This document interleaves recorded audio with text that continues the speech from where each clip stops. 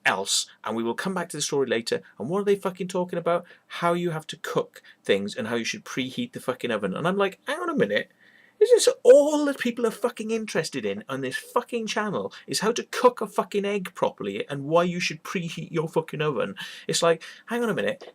You could imagine them doing this on a commercial channel, you know, where they're playing adverts. It's like, oh yes, we've got a breakaway here, and here's a message from our sponsor, because they're trying to make money. So the longer they can stretch this story out, you can understand they're actually there's a benefit to it, because they're selling advertising time, you see. So at least you can think to yourselves, well, I fucking hate them, they're scum fuckers, and I hope the fuckers, you know, just, well, I'm not going to say fuck off and die, you know, in a humorous sense, of course. I wish they would just fuck off and die, but not literally, okay? But you think to yourself, it's Radio 4. This is the BBC. There's no adverts. So why do they have to break up a fucking perfectly normal program? Why do they have to break it up into fucking segments where in the middle you've got the most inane fucking thing? It's like, you know, why don't they just go like, Radio 4 newsflash. Nuclear war has just been declared in... hang on, we'll come back just in a minute after learning how to hum. Here we go. Ready? This is how you hum.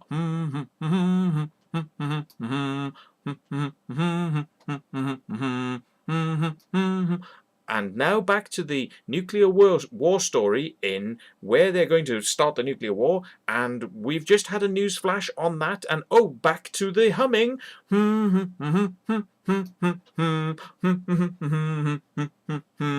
Are you enjoying the humming? It's much better. Maybe we'll try and hum a bit higher, eh? And I honestly think these motherfucking twits that run these radio shows, right, they're doing it on purpose, because they either haven't got enough to make up the fucking program, right, so they're filling it with shit, yeah, fucking shit that literally comes off the bottom of their fucking boots, yeah. A child could think of something more fucking exciting than that, yeah, than they're putting in these programs, and they do it on purpose because it's a way of turning people off, you know. They can justify that they've done an educational program that had really important content. What they don't say is the educational fucking program is broken up and stretched out to the fucking limits of people's, you know, inability to want to watch and continue watching the frigging program at all. So I'm sure Radio 4 actually justifies itself in saying, well, you see, we're a channel for everybody, you know, we've got a little bit of cooking and a little bit of sport and a little bit of... But how about this one? Do an hour's worth of cooking, an hour's worth of sport, and an hour's worth of fucking something else. Don't try to do 5 minutes of sport, 5 minutes of fucking cooking, and 10 minutes of fucking something else, and spread it out to make it a fucking hour, yeah, by just continually chopping it up with those fucking things. So you have like 30 seconds of fucking news and 30 seconds of fucking... Oh, what is it with these fucking programs? So yeah, the fucking Archers, I mean, you know, and okay, let's finish this because we're on 13 minutes now of fucking rant, and I just want to finish it off by asking, what is it about lorry drivers, right? Lorry drivers that drive fucking 3 feet away from the lorry in front, right? So now you cannot overtake the slow moving fucking lorries because they've actually closed the gap. There is no gap. 3 feet, and it's literally, and they're driving along the fucking road, pacing each other's speed, like that, right? Fucking nose to tail, literally nose touching tail. What is that? What the fuck is that about? Yeah, why do lorry drivers do that? If you're a lorry driver, or if you know a lorry driver, or if you actually have a brain cell in your fucking head to be able to work this out and tell me, why do lorry drivers have to drive up each other's fucking arses, making it almost impossible for people to overtake, or a lot more fucking dangerous if you try to overtake? Is that the reason? Is that why they do it? Please, if somebody can explain in the comments box, I would be really interested to know. Thanks very much for watching.